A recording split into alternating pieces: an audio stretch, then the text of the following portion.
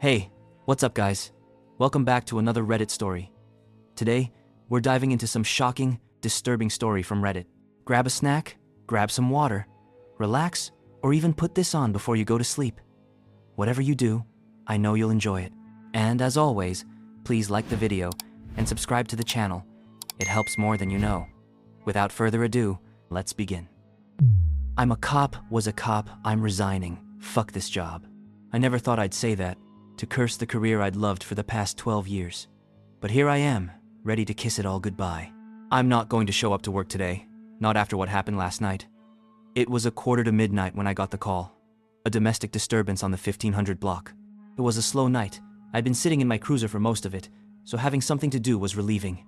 The call didn't seem too urgent. A neighbor reported hearing a woman screaming down the hall of her apartment building.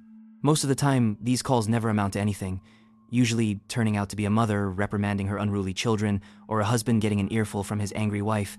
God knows I know what that is like. I didn't even turn on my sirens when I pulled out into the road. I pulled up to the apartment complex and reported my status to dispatch. The radio sputtered, and the woman on the other end confirmed my arrival. The static of her voice echoed through the night. There were a few curious eyes looking through the windows, nosy neighbors ready to see why a police cruiser was in the parking lot. I tried ignoring them, but even after all these years, it always unsettled me to be the messenger of malice, like the retreating dark clouds after a torrential downpour. I walked down the hall and the blinds closed as the bad omen strutted past the glass. I tried not to take it to heart, but it gets to you sometimes. I reached the stairs and made my way up to the 3rd floor. The hall was dark. A few pothole lights illuminated the passageway.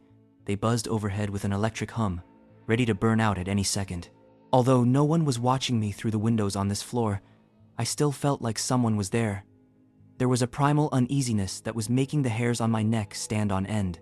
Walking forward, the clinking of my shoes on the concrete, an ungraceful presence and an eerie calmness. I found myself fighting not to put a hand over my holstered pistol. I couldn't be the trigger-happy cop, the rotten eggs you see in the news, but I still had my fist clenched by my side. I'm a grown man, but I'm still wary of the monsters that lurk in the dark. Only after all these years, I've learned that people are the root of all evil. The father who abuses his children, the murderer who kills out of spite, the old lady with a murderous twinkle in her eyes. She was watching me, through a crack in the door, her undulating eyes screaming bloody murder. It startled the hell out of me when I saw her. I hadn't even heard the door creak open. She whispered to me, beckoning me over with her gnarled, arthritic finger. My stomach was in knots. Something told me not to get closer. There was a vitriol disgust in my mouth, like looking at the necrotic flesh of a dying animal. Maybe it was her balding, unkempt hair, or the toothless, gritted mouth, but she didn't seem too friendly. But I had an obligation to step forward, to help anyone in need, and by the state of her gaunt face, this woman needed my help. Her voice was shaky, a mix of fear and malnutrition. "What the hell took you so long?" I was confused by her question. Fear was slowing my mind, but when I looked at the number on the door, I made the connection. This was the address that had placed the 911 call.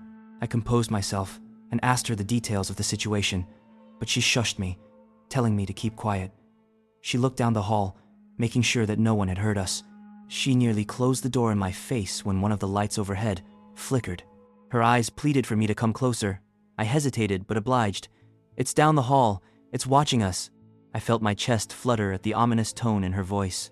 A horrendous screech made its way down the corridor and almost knocked me on my ass. The old woman slammed the door, and I finally had my hand on my gun. On the far end of the hall, crouched at an intersecting passage, a woman, naked and bare, trembling like a stray dog. My left hand reached for my flashlight, but I had a hard time turning it on, instinct telling me not to look at the sickly figure caressing its knees. But I flipped the switch, the hall glowing a bright white as the woman was suddenly in the spotlight. She looked like she was crying, rocking back and forth, hair draped over her face. Yet there was no whimpering. I called out, asking her if everything was okay, as if I already didn't know. She looked famished, skin and bones, her ribs visible through her chest. I took a step, her body shuddered as my foot struck the ground. I assured her that everything was okay. I'm not sure who I was trying to comfort her, or myself. I reached for my radio, pinned to my chest, and requested EMS. But dispatch didn't respond. No one was there, and the woman had stopped shivering. For some reason, I felt like I'd just stepped on a pressure-sensitive landmine, and the moment I moved, I was done for. I tried swallowing the lump in my throat, but my mouth was dry. The air was stale, toxic, and I didn't know why. The woman's chest was pulsating, panting. I shifted on my foot, not taking a step, but just enough to disturb the fuse on the bottom of my soul. The woman lifted her head, and I caught a glimpse of what her hair was masking. Her mouth was stitched shut, and globulates of blood dribbled off her chin. I couldn't see her eyes still hidden behind her bangs, but the way the crimson tears streamed down her face, I knew they were also sewed. The woman perched herself on the floor, and I found my pistol already in my hand. I stepped back, off the mine, and the woman ran at me. I dropped the flashlight and opened fire, the muzzle blast giving me still images of the woman barreling towards me. I know I struck her a few times. I saw the bullets cutting through her flesh, but she kept on coming. My finger was automatically pressing the trigger, and before long I'd emptied my mag. The last still image I saw was on the ground, and the woman was standing over me. I'd struck a few lights in the exchange, and now my dropped flashlight was the only thing piercing the darkness. I scrambled for the flashlight and turned it to the woman, but she was gone. I heard the door slam shut, and I violently panned to the source of the sound. I managed to catch the woman's foot disappearing behind a door, the same door that belonged to the old woman. I frantically reached for the extra mag on my belt, reloaded my weapon, and tried radioing for backup. I was relieved when someone actually answered this time. "Shots fired, I said. Almost instantly, I heard the sirens howling in the distance, but that wasn't the only thing that howled. From the other side of the door, the old woman was pleading for help. Her muted screams filled me with a contradictory resolve. Help was on the way, I shouted through the door. The woman screamed as her voice gargled with the sound of death. I knew she was dying. I knew she wouldn't make it until backup arrived. I nearly pulled out my hair as I wrestled with my conscience. Unconsciously, I was already kicking the door down. "I'm dying!" the woman screamed. The door started to buckle as I heard the squelch of her flesh getting torn apart. "Help me, please. I'm dying!" The door finally let go. The room instantly went quiet. "Police, come on out!" I tried to sound authoritative, but my voice was quivering. I panned the light as I walked into the living room and found the old woman standing in a corner, her back toward me. "Show me your hands," I commanded. The woman didn't move. I cautiously made my way to her and nuzzled my gun into her shoulder. Still, she didn't move. There was a lamp on the other side of the room that shattered on the ground, and I frantically looked in that direction. Behind the couch, a person's hands gripped the fabric. I knew who it was. "Hands! Show me your fucking hands!" The woman let go of her hold on the couch, her spine unfurling like a serpent, readying itself to strike.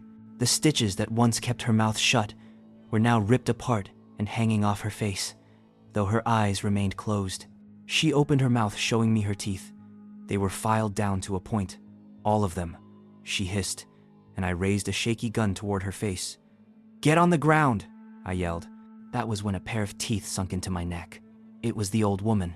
She had latched onto my skin, her once gummy mouth now riddled with jagged fangs. The woman from the hall just stood there, listening to me fight to get the hag off my neck. I bashed her head with the butt of my flashlight, thunked her with my fist, pulling out clumps of hair with my hands, but nothing loosened her jaw. I heard the swashing of my blood as she sucked it into her mouth. My legs were starting to go limp, my vision hazy, and I was losing consciousness. The world started distancing itself. I was drifting away, dying. My body is growing cold. My heartbeats are becoming hollow. I dropped the flashlight, which was the last time I saw the light. My eyes no longer worked, but I saw everything, heard everything. The spiders weaving their cobwebs in the corner, their mouths smacking as they shaped their masterpieces. I felt the earth turning underneath me, the cold midnight air, the heat of the day cresting the horizon somewhere in the east. I felt the building growing old, the wooden boards in the walls slowly rotting, withering away. That was when I saw them, all of them. The apartment complex should have been teeming with life, the units filled with a rhythmic flurry of heartbeats, but the only thing I heard was the growling of their stomachs as they pressed an ear to the walls, as the old woman fed on my body, as my blood drained into her mouth. My heart pumped for the last time, and I no longer felt physical pain, but dread started coursing through my veins when a car's brakes squealed into the parking lot. Help had arrived. The two women retreated into the hall, leaving me on the floor. It wasn't long until a radio sputtered from down the hall and an officer walked into the room. Moments ago, he would have been my saving grace, but now I was his demise. His arteries pulsated in his neck. I wanted to sink my teeth into his skin, to refill the void the old woman had left behind. But I couldn't. I knew this man. He was a friend. I couldn't do to him what had been done to me. Suddenly, the building was empty. While I was listening to the thudding of my buddy's heart in his chest, the things in the building had managed to scurry away. They were gone. Dozens of officers arrived and taped off the area. They sat me in the back of an ambulance where they tried to take my vitals. I refused, telling them I was okay. They took my service pistol, a standard precaution after an officer discharged his gun. I know I will be on desk duty for a while as they investigate me for discharging my gun, but I'm not sure if I could sit in a room filled with a dozen beating hearts. I came home last night to find my worried wife waiting for me at the door. Someone from work had given her a call and told her that I was shaken up but okay. I smelled the anguish in her blood. It gave her copper-scented flesh a tinge of saltiness. She hugged me and tried to kiss me, but I pulled away. I would have sunk my teeth on her lips if she had. I sat on the couch all night, fighting not to tear my wife's neck open, but the longer I fought, the worse my stomach growled. A taste wouldn't hurt. I stood over her trying to restrain myself, but found myself tracing my tongue on her skin. She playfully pushed me away, caressing the back of my head. I lost control. The next thing I knew, she was lying lifelessly underneath me. I waited for her to wake up, just as I did, but for some reason, she didn't. She was gone. I'd killed her. My body was momentarily replenished, but at what cost? I was already growing hungry again, and the love of my life was gone. This was supposed to be my suicide note, but when I put a bullet in my mouth, it didn't work. I want to die. I don't want to live like this, to be this thing, this monstrosity. Someone is gonna come looking for me when I don't show up for work tonight. I don't want to hurt anyone else, but as time drones on, I'm conflicted. Now, I'm not sure if I want them to stay away, or if I want someone to come asking questions. I don't think I can restrain myself if they do. I'm not sure I want to restrain myself. Alright, that's all for today. Hope you enjoyed that one as much as I did. If you did, give this video a like, it helps more than you know. Make sure you're subscribed so you don't miss tomorrow's story, and I'll see you in the next one.